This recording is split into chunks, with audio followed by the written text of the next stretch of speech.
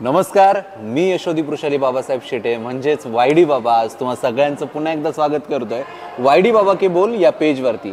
तर आज आपण वायडी टॉकमध्ये एक अतिशय छान असे गेस्ट घेऊन आलो आहेत ज्यांचं नाव आहे विशालजी कडलक सर.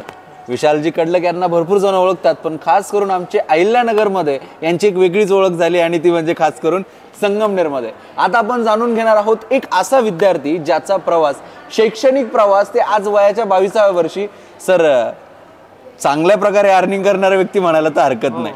आणि त्यातल्या त्यात एक फेमस व्यक्तिमत्व, त्यांच्यासोबत आज आपण मनमोकळ्या गप्पा मारणार आहे आणि त्याही त्यांच्या अनोखी शैलीमध्ये, त्यांच्या आवडत्या भाषेमध्ये आणि त्यांच्या आवडत्या लँग्वेजमध्ये.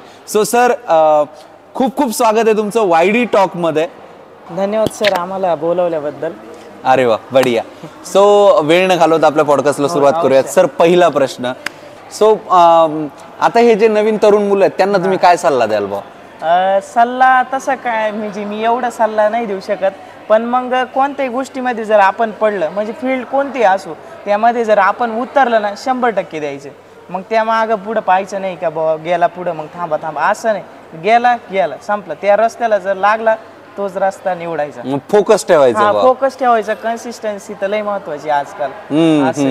आणि कधी असं स्वप्न बघितलं होतं का त्याला आपण शिर्डीत आलोय आणि शिर्डीत आता समजा आपण आल्यानंतर, आता जसं आपण इथे आलोय तर इथं आल्यानंतर आपल्याला फॉलोअर्स भेटले बा, आणि ते फॉलोअर्स भेटल्यानंतर ते म्हणताय की सर आम्ही तुम्हाला फॉलो करतोय बा, म्हणजे मी तुमचं बघितलं की ज्या पद्धतीने तुम्हाला भेटतंय, असं कधी स्वप्न बघितलं होतं का तुम्ही? स्वप्न आता ग्रामीण भागातले पोरं आपण आधी दाखवायला आपल्याला स्वतःला मोबाईल वरती पाहायचं म्हणजे थोडं लाजल्यावानी व्हायचं. पण आता समजा एवढा छोटा मुलगा आहे, तो माझे व्हिडिओ बघतो, मग तो म्हणतो दादा तुला कुठेतरी पाहिले, मग त्याला आठवत नाही.